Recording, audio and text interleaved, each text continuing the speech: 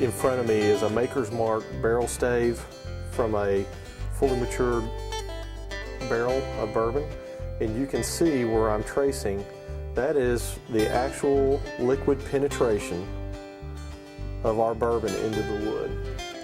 And you can see where it move in and it would pull out, move in and pull out.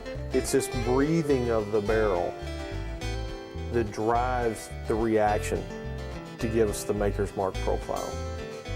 We will actually spend the first 3 summers of our bourbon's life will be up on the top floors.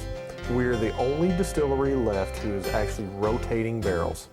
So for Maker's Mark, we spend the first 3 summers, and it's key that we say summers, not necessarily years, because we want to make sure up top we're getting the extraction. We want that barrel to breathe. Remember when I was making reference and we had the stave here, and we were looking at how the wood and the alcohol, how far and how deep the alcohol penetrated into the wood. That's key, because we want that during the summer that bourbon gets real nice and warm, goes into the wood, and then at night, because we're in aluminum skin warehouses, it cools down fast, causes that alcohol to start to migrate in and out of the wood. It's this breathing effect. It's those oxidative driven reactions. That's what we're really after. Unlike wine, where you don't want any oxygen, in bourbon we love it. That's why all the barrels are laid on their side, is to get maximum exposure and gives just a little bit of headspace in there, so that when that barrel breathes, gets hot and then cools down, and then as we're getting in the colder months, now is my actual favorite time of the year to taste, because everything is cooled down and come out of the barrel. So now you get a really good grasp for what this past year has done for your bourbon.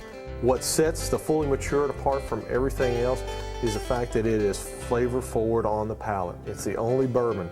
Cheers, everybody. So.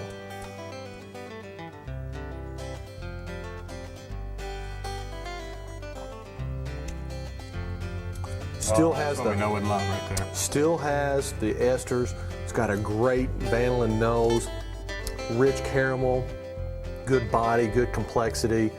I mean, this is what we're after. This is why Maker's Mark exists today, because again, it's that flavor forward on the palate.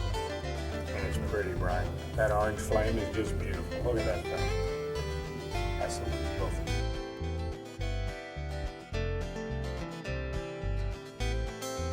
All right, so one of the signature things about Makers is that red wax, and we're getting ready to go in and see where they're dipping the bottles, right? That's right. One of the great things is, the Samuels family, they really involved everybody here.